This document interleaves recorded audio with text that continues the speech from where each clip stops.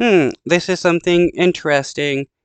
The Israeli government used to have a thing called the Hannibal Directive, which told IDF members that they can kill people that are kidnapped by their enemies, either civilians that are being kidnapped or IDF members.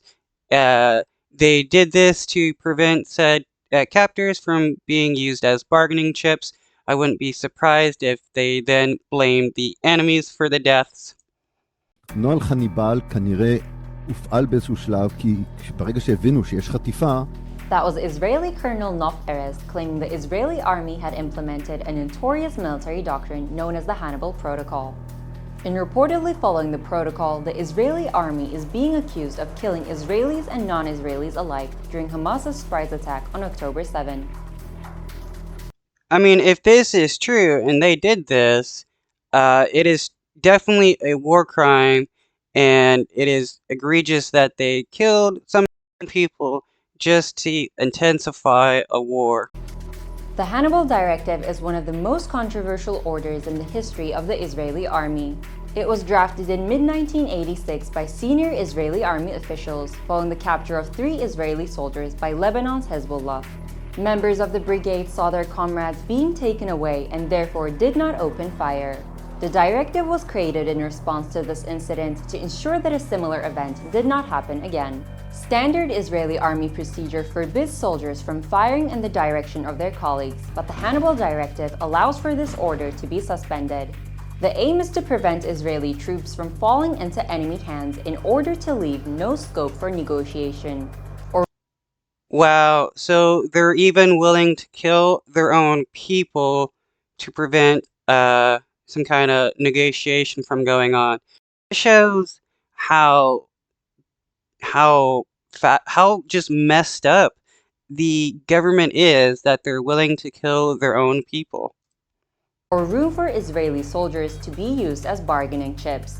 The Hannibal Directive was shrouded in secrecy by the Israeli army until 2003, when a letter to Haaretz by a military reservist exposed the policy.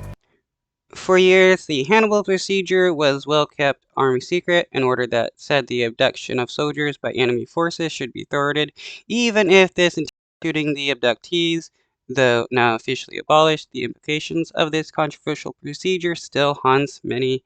I wouldn't be surprised if, even though they said this procedure is abolished, that they still will follow it. It sparked global criticism, with experts raising questions about the legality of the procedure and its violations of international laws. The directive was last invoked in 2014 when on August 1st, the Israeli army killed 150 people in one day during its war on Palestine's Gaza, sparking. How is that not a war crime to kill 150 people just because they have possibly been captured by the enemy? You can't claim to be the good guys and kill innocent people. Accusations of war crimes against Israel. The policy was supposedly suspended in 2016. פה זה היה חניבל המוני, זה היה המון פתחים בגדר ואלפי אנשים על כל סוגי כלי הרכב למיניהם שהיו גם עם חטופים וגם בלי. Yasmin Porat, who survived the kibbutz Be'eri attacks, has also accused the Israeli army of invoking the directive. הם נהרגו מהחילופי ירי, תבין שהיה חילופי ירי מאוד מאוד קשים. זאת אומרת, יכול להיות שזה כוחותינו ירו בהם? כשניסו לחסל את החוטפים, את החמאס? הם חיסלו את כולם, כולל בני ערובה. כי היה שם חילופי ירי מאוד מאוד קשים. The claims were reiterated by British author and journalist Jonathan Cook.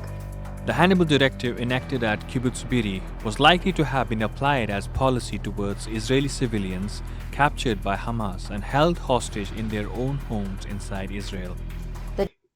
This Hannibal Directive proves that the Israeli government doesn't care for civilians or military alike. It will kill whoever just as long as they can accomplish their goal of killing everybody that they don't like. The debate around whether Israel used the Hannibal Directive comes after accounts from witnesses indicated the army's role in the high death toll at kibbutz Be'eri. and reports emerged of Israeli military helicopters using artillery against civilians at the Nova Music Festival. These revelations counter the army's claims that Hamas was responsible for the deaths of approximately 1,200 Israelis. נוהל חניבל